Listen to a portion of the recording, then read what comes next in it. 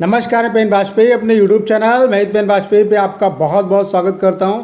आज जो पेपर हम लोग डिस्कस करने वाले हैं वो है 21 अगस्त 2019 सेकेंड शिफ्ट का एमटीएस का पेपर। तो इसके सारे मैथ्स के क्वेश्चन को हम लोग आज की क्लास में सॉल्व करने वाले हैं। जैसा कि आपको पता है कि डेली एक शिफ्ट का कंप्लीट मैथ्स का सोल्यूशन मैं इस चैनल पे आपको प्रोवाइड करा रहा हूँ। तो ये सीरीज़ आपके लिए बहुत ही ज़्यादा महत्वपूर्ण है। अगर आप एसएससी एमटीएस 2021 एग्ज़ाम को क्रैक करना चाहते हैं तो प्रीवियस ईयर क्वेश्चन आपके लिए बहुत ही ज़्यादा इंपॉर्टेंट है, इसीलिए मैं सारे के सारे प्रीवियस ईयर क्वेश्चन आपको करा रहा हूँ। तो इस सीरीज़ को आप लोग बहुत ही अच्छे तरीके से देखिए, तभी आपको इसका बेनिफिट मिलेगा। तो चलिए स्टार्ट करते हैं। देखिए, पहला क्वेश्चन आप लोग देख पा रहे होंगे, दिया हुआ है 343 इंटू 49 इंटू 7 सेंटीमीटर के किसी ठोस धात्विक घनाभ को पिघलाकर 7 सेंटीमीटर भुजा वाले घन निर्मित किए जाते हैं। सभी निर्मित घनों के कुल पृष्ठीय क्षेत्रफलों का योगफल कितना होगा। मतलब यहाँ पे जो टोटल आपके जो घन बनेंगे उनका पृष्ठीय क्षेत्रफल कितना होगा, ठीक है, आपको ये बताना है।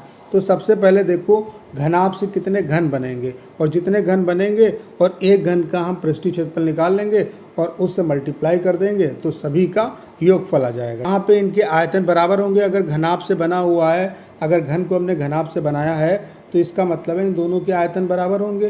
तो कितने घन बनेंगे, घनाभ के आयतन को घन के आयतन से डिवाइड कर देंगे। तो 343 इंटू 49 इंटू 7 ये घनाभ का आयतन है।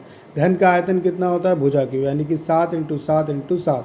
तो 7 से 7 कैंसिल हो गया, 7 सत्ते 49 से 49 कैंसिल हो गया, यानी कि टोटल कितने घन बनेंगे 343। और सभी का वक्र पृष्ठ का क्षेत्रफल निकालना है। तो घन का जो वक्र पृष्ठ का क्षेत्रफल होता है वो कितना होता है 6a², यानी कि 6 और a² यानी कि 7 का स्क्वायर करेंगे तो कितना होगा 49 होगा। क्लियर। तो अब इस यही जो होगा ये टोटल वैल्यू होगी। तो यहाँ पे देख लो लास्ट में जो अंक आएगा वो कौन सा आएगा। तो 9 छाक 54, 4 और 4 तियाँ 12। और यहाँ पे जब इन सबको मल्टीप्लाई करेंगे तो लास्ट में तो 2 आएगा, लेकिन जो वैल्यू आएगी वो आपकी ज़्यादा आएगी, 1 लाख के ऊपर आएगी। तो कौन सा ऑप्शन आपका करेक्ट होगा 1,08,42, यानी कि चौथा वाला जो ऑप्शन है वो आपका बिल्कुल करेक्ट है। उम्मीद है कि क्वेश्चन आपको समझ में आ गया होगा। अगला क्वेश्चन देखते हैं। कुछ नहीं करना है, इसे सॉल्व करना है। तो कैसे सॉल्व करेंगे, देखो 16 तियाँ 48 और 1 49/16। तो अंडर रूट निकालेंगे तो कितना होगा 7/4 प्लस 1/2 माइनस 3/4। तो 4 हम क्या करेंगे एलसीएम ले लेंगे, यहाँ पे 7 रहेगा, 2 दूना 4 यानी कि 2 आ जाएगा, माइनस का 3। तो 2 में से माइनस का 3 गया तो कितना बचा माइनस का 1, और 7 में से 1 गया तो कितना बचा 6।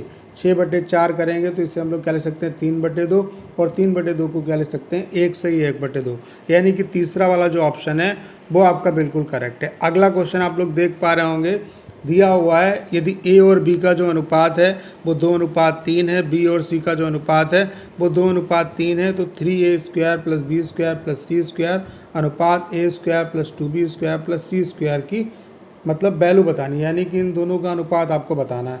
तो पहले इनका कंबाइंड रेशियो निकाल लेते हैं। तो ए और बी का अनुपात कितना है 2:3, बी और सी का अनुपात कितना है 2:3। तो 3 यहाँ पे लिख देंगे, 2 यहाँ पे है तो 2 यहाँ पे आ जाएगा, 2 दूना 4, 3 दूना कितना हुआ 6 और 3 तियाँ 9, यानी कि ए की वैल्यू आ गई 4, बी की वैल्यू आ गई 6 और सी की वैल्यू कितनी आ गई 9। तो 3a² का मतलब क्या हुआ 4 चक्कू 16 और 16 तियाँ कितना हुआ 48, प्लस b² यानी कितना हुआ 36, प्लस कितना हुआ 81, और a² यानी कितना हुआ 16, 2b² यानी कि 36 दूना कितना हुआ 72, और प्लस c² यानी कि 81।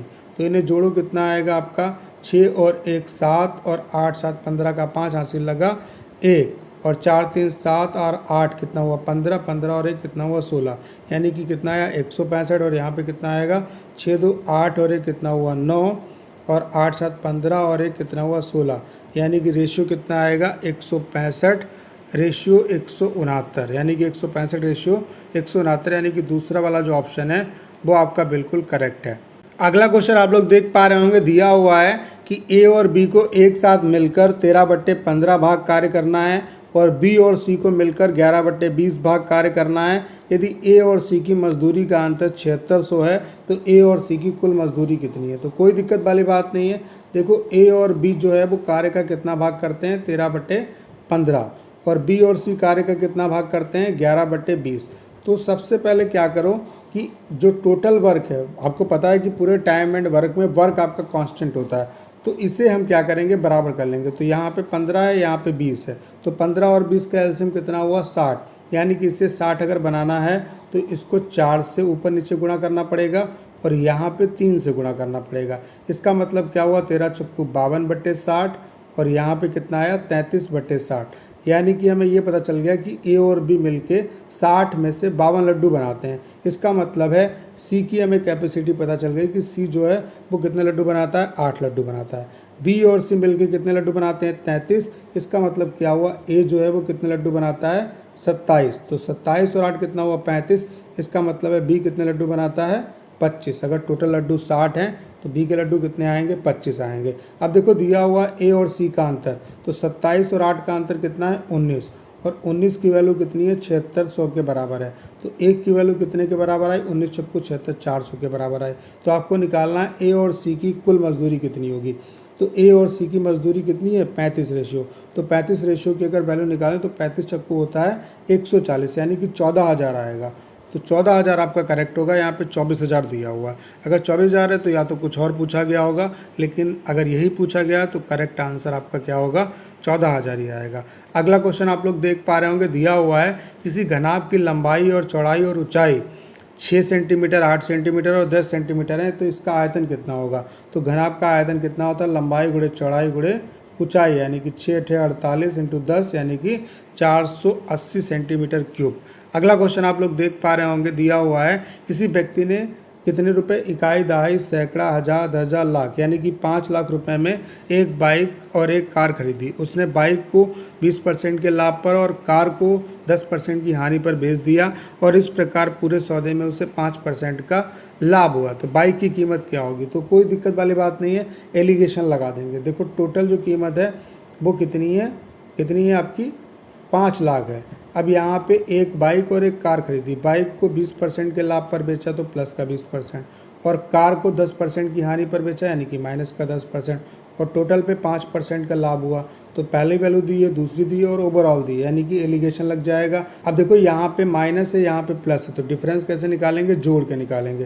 तो 10 और 5 कितना हो गया, 15, और यहाँ पे दोनों एक जैसे हैं तो डिफरेंस घटा के निकालेंगे, यानी कितना आएगा 15। यानी कि इनका रेशियो कितना होगा, 1:1 होगा। यानी कि अगर दोनों की कीमत 5 लाख है तो 2 रेशियो की वैल्यू कितने के बराबर हुई, 5 लाख के बराबर। तो 1 रेशियो की वैल्यू कितनी होगी, 2.5 लाख। यानी कि 2.5 लाख की बाइक है और 2.5 लाख की कार है।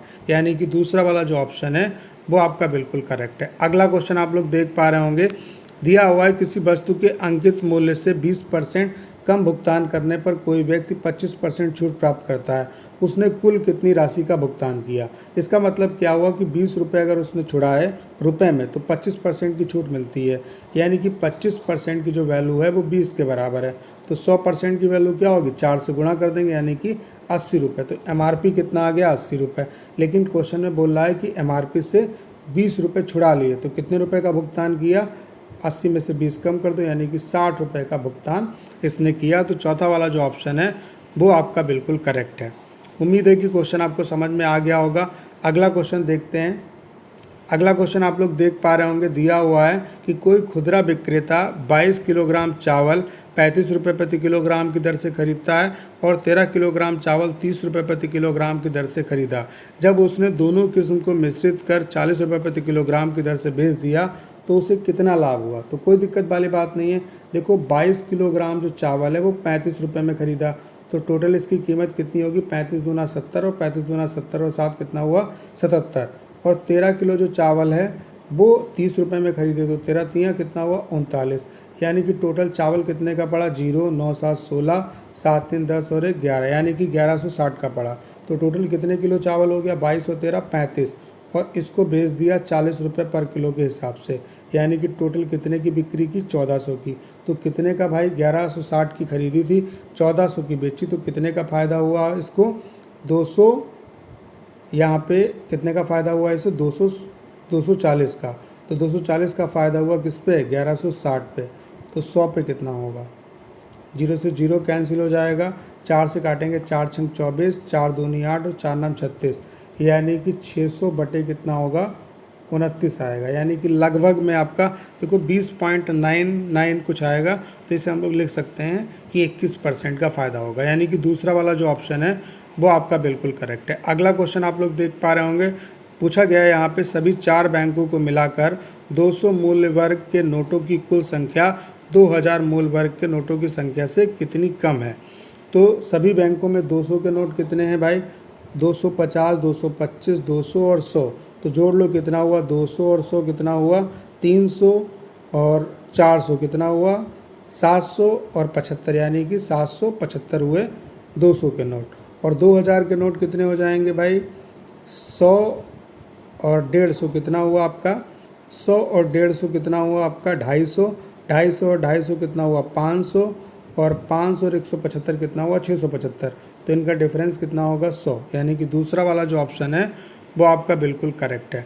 अगला क्वेश्चन आप लोग देख पा रहे होंगे, दिया हुआ है 30 छात्रों का औसत अंक जो है वो 65 है, 36 छात्रों का 35 है, 34 छात्रों का कितना है 45 है। तो सभी छात्रों का औसत अंक कितना होगा। तो एक तो तरीका आपके पास क्या है, 30 छात्रों का औसत 65 दिया है तो इन सभी का सम निकालो, 36 छात्रों का 35 दिया है तो इनका सम निकालो, 34 छात्रों का दिया है तो इनका सम निकालो, और टोटल कितने छात्र हो गए 30 और 36 और 34, यानी कि ये वाले हो गए आपके 70 और 30, टोटल 100 से डिवाइड कर देंगे। और एक तरीका क्या है, हमने मान लिया कि एवरेज कितना है 40 है, तो इसका मतलब है सभी को 40-40 मिलना चाहिए, लेकिन इसको कितना मिला 25 ज़्यादा मिला, 65 है यानी कि 25 ज़्यादा मिला। तो 30 लोगों में कितना ज़्यादा मिलेगा, 25 3 75 यानी कि 750।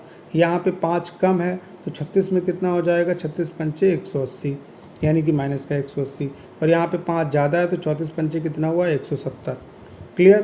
तो सम कितना ज़्यादा है भाई, यहाँ पे देखो 10 माइनस का होगा तो 740 बचेगा, और इसे 100 से डिवाइड कर देंगे यानी कि 7.4 और बढ़ जाएगा। तो टोटल जो करेक्ट एवरेज होगा वो कितना होगा 47.4 होगा। तो चौथा वाला जो ऑप्शन है वो आपका करेक्ट है। अगर आपको ऐसे नहीं समझ में आया तो वैसे आप कर सकते हैं। अगला क्वेश्चन आप लोग देख पा रहे होंगे, दिया हुआ है एक व्यक्ति 75 किलोमीटर की यात्रा 25 किलोमीटर पर घंटे की गति से, अगली 60 किलोमीटर की यात्रा जो है वो 20 किलोमीटर पर घंटे की गति से, और उसके बाद 90 किलोमीटर की यात्रा 15 किलोमीटर पर घंटे की गति से तय करता है, तो उसकी औसत जो चाल है वो कितनी होगी। तो अगर दूरी अलग अलग है तो औसत चाल कैसे निकालते हैं, कुल दूरी बटे कुल समय से। तो 75 किलोमीटर की दूरी 25 किलोमीटर पर घंटे की चाल से अगर तय करेगा तो टाइम कितना लगा 3 घंटे। 60 किलोमीटर की दूरी 20 किलोमीटर पर घंटे की चाल से तो टाइम कितना लगा 3 घंटे। और 90 किलोमीटर की दूरी 15 की चाल से तो 15 छक्का 90, यानी कि टोटल टाइम कितना लग रहा है 12 घंटे। टोटल दूरी कितनी है 75 और 60 कितना हुआ 135, 135 और 90 कितना हो गया आपका 225। 225 की दूरी है और टोटल जो टाइम है वो कितना लग रहा है 12 घंटे। तो इससे डिवाइड कर देंगे भाई, 12 एकन 12 कितना बच्चा 10 और 5 उतारा यानी कितना हो गया 105। अब 12 अट्ठे 104 होता है, ठीक है। तो 18.75 आएगा, यानी कि दूसरा वाला जो ऑप्शन है वो आपका बिल्कुल करेक्ट है। अगला क्वेश्चन आप लोग देख पा रहे होंगे, दिया हुआ है एक्सिस बैंक एटीएम में 500 मूल्य वर्ग की राशि 2000 मूल्य वर्ग की कुल राशि का कितना प्रतिशत है। तो 500 के नोट कितने हैं भाई एक्सिस बैंक में 150, तो धनराशि कितनी होगी 150 इंटू 500 करेंगे तो 15 पचे 75, यानी कि कितना हुआ 75,000। और 200 के नोट कितने हैं भाई 2000 के नोट कितने हैं 100, तो इसकी टोटल धनराशि कितनी होगी भाई 2 लाख होगी। कितनी होगी 2 लाख होगी। तो इससे परसेंट निकालना है, तो कोई दिक्कत वाली बात नहीं, 2 जीरो से 2 जीरो कैंसिल हो गया, 3 जीरो से 3 जीरो, 75/2 यानी कितना जाएगा 37.5 होगा। तो चौथा वाला जो ऑप्शन है वो आपका बिल्कुल करेक्ट है। अगला क्वेश्चन आप लोग देख पा रहे होंगे, दिया हुआ है 9 पुस्तकों के पृष्ठों की औसत जो है संख्या वो है 400।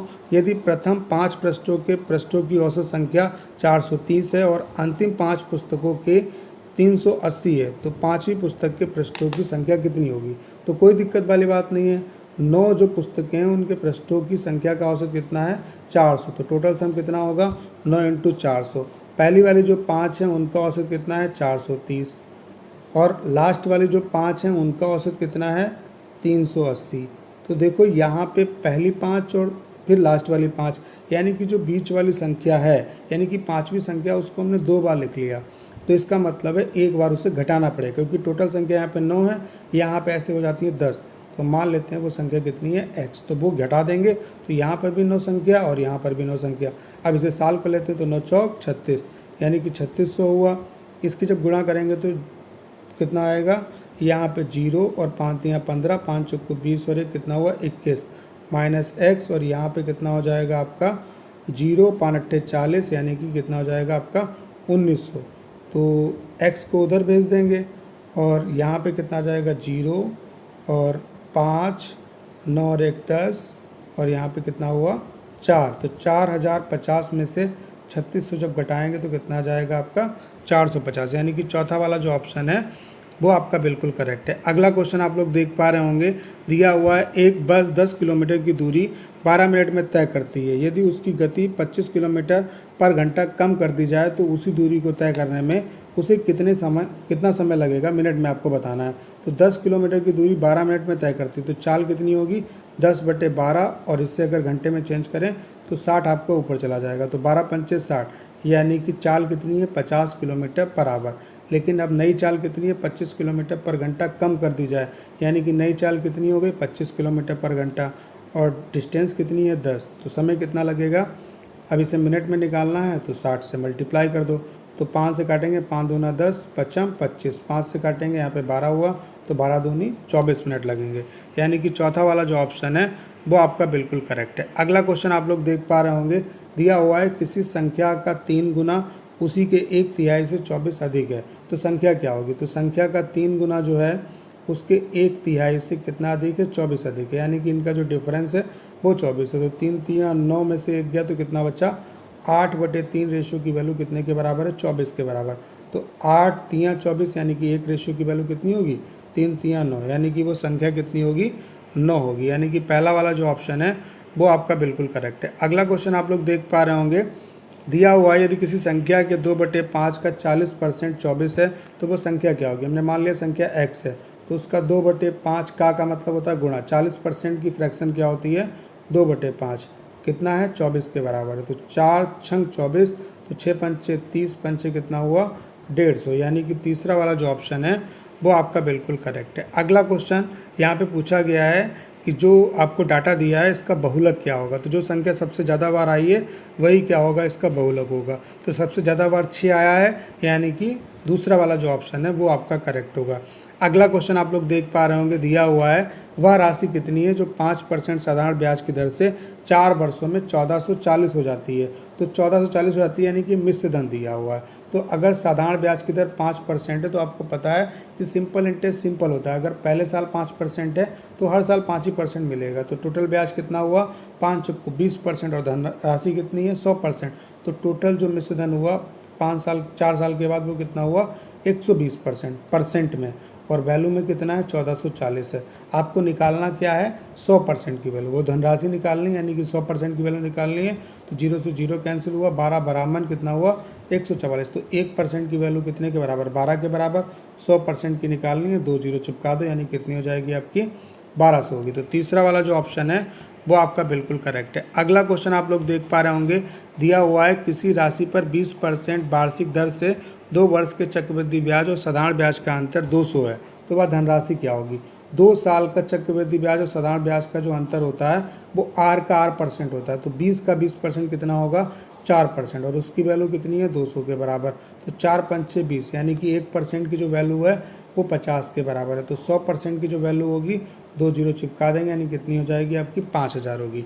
तो कौन सा ऑप्शन आपका करेक्ट है, जो चौथा वाला ऑप्शन है वो आपका बिल्कुल करेक्ट है। अगला क्वेश्चन आप लोग देख पा रहे होंगे, दिया हुआ है A, B और C किसी कार्य को 12, 15 और 20 दिन में कर सकते हैं।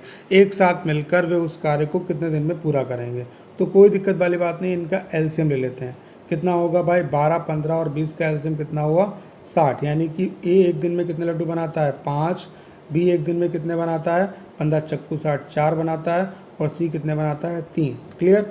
अब अगर तीनों एक साथ मिलकर काम करें तो लड्डू एक दिन में कितने बनेंगे 5 4 9 3 12, और टोटल बनाने कितने हैं 60। तो टाइम कितना लगेगा 60/12, 12 पंचे 60, यानी कि 5 दिन लगेंगे। तो पहला वाला जो ऑप्शन है वो आपका बिल्कुल करेक्ट है। अगला क्वेश्चन आप लोग देख पा रहे होंगे, दिया हुआ है किसी वृत्त की त्रिज्या किसी आयत की लंबाई के बराबर है। वृत्त की परिधि और आयत की चौड़ाई 132 और 20 सेंटीमीटर है, तो आयत का विकर्ण कितना होगा।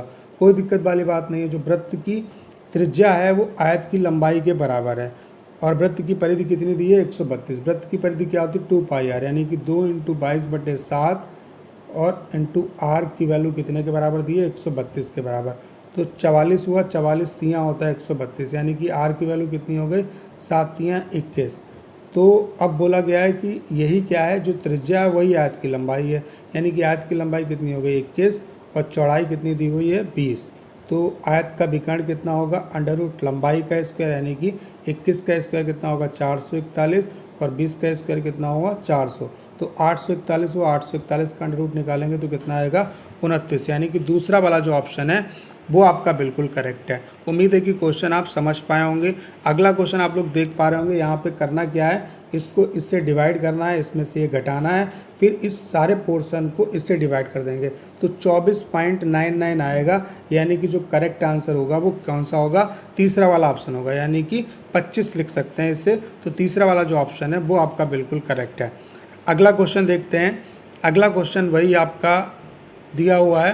क्या पूछा गया है यहाँ पे, आईसीआईसी बैंक के एटीएम में 500 मूल्य वर्ग की कुल राशि और आईसीआईसी बैंक के एटीएम में 200 के मूल्य की कुल राशि का अनुपात कितना होगा।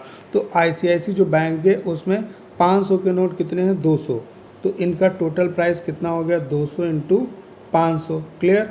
और फिर आईसीआईसी बैंक में 200 के नोट, तो आईसीआईसी बैंक में 200 के नोट कितने हैं भाई 175 और इंटू कितना हुआ 200। तो 200 से 200 कैंसिल हो गया, 25 से काटेंगे तो 25 दूना 50 और 25 सत्ते 175, यानी कि जो रेशियो होगा वो कितना होगा 20 और 7 का होगा, यानी कि चौथा वाला जो ऑप्शन है वो आपका बिल्कुल करेक्ट है। अगला क्वेश्चन आप लोग देख पा रहे होंगे, दिया हुआ है दो संख्याओं का जो महत्तम समावर्तक और लघुत्तम समावर्तक है वो 37 और 444 है। एक संख्या 111 है तो दूसरी संख्या क्या होगी। आपको पता होना चाहिए कि दो संख्याओं का जो गुणनफल है वो एचसीएफ इंटू एलसीएम के बराबर होता है, बस यही रख दो। तो एक संख्या 111 है, दूसरी संख्या मान लेते हैं बी है, एचसीएफ कितना दिया है 37 और एलसीएम कितना है 444। तो 111 चक्कू होता है 444, 37 चक्कू कितना होगा 7 चौक 28, यहाँ से लगा 2 और 4 तियाँ 12 और 2 कितना हुआ 14, यानी कि 148। तो तीसरा वाला जो ऑप्शन है वो आपका बिल्कुल करेक्ट है। अगला क्वेश्चन आप लोग देख पा रहे होंगे, दिया हुआ है किसी माता और उसके पुत्र की वर्तमान आयु का अनुपात 4:1 है। आज से 14 वर्ष के बाद उनकी आयु का अनुपात 2:1 हो जाएगा। तो माता की वर्तमान आयु निकालनी है, तो माता की और पुत्र की वर्तमान आयु का अनुपात 4:1 है।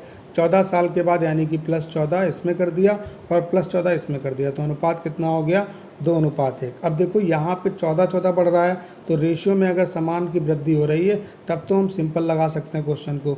तो 4 और 2 का डिफरेंस कितना हुआ 2 और 1 का डिफरेंस कितना हुआ 0, तो यानी कि समान वृद्धि नहीं हो रही। तो इसे कैसे लगाएंगे, क्रॉस प्रोडक्ट से लगाएंगे। तो 4 एकन 4 और 2 एकन 2, तो डिफरेंस कितना हुआ 2। अब यहाँ पे वैल्यू कैसे निकालेंगे, 14 एकन 14 और 14 दूनी 28, दोनों का जो यहाँ पे साइन है वो सेम है, यानी कि डिफरेंस घटा के निकालेंगे।